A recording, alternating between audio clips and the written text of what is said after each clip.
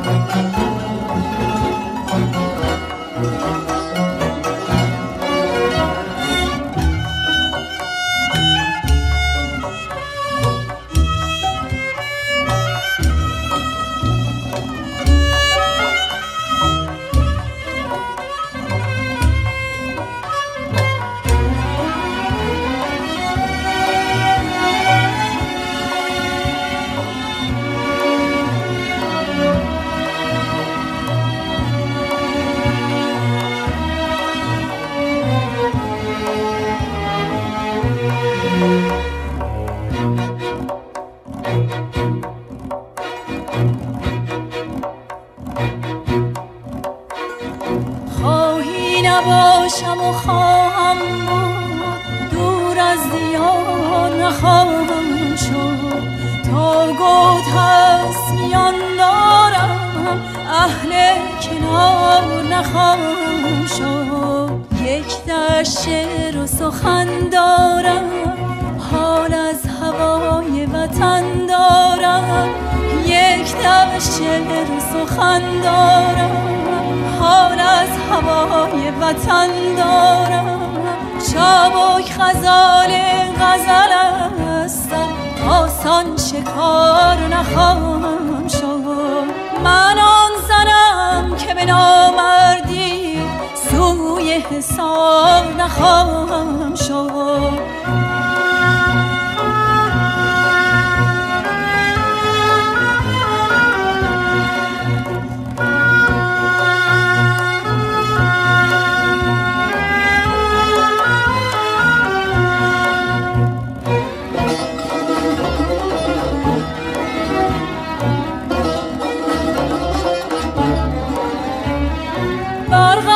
که بعد درخشیدن از من سکوت نمیزیبد. آقای رابطه پیدارم، فارغ ز کار نخواهم شد.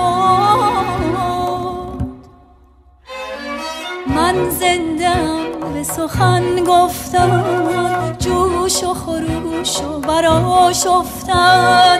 من زنده‌ام به سخن گفتن، جوش و خروش و برآشفتن. از سنگ و صخره نپرهیزم، سیلم مهار نخواهم شد. من آن زنم که به نامردی سوی حصار نخواهم شد.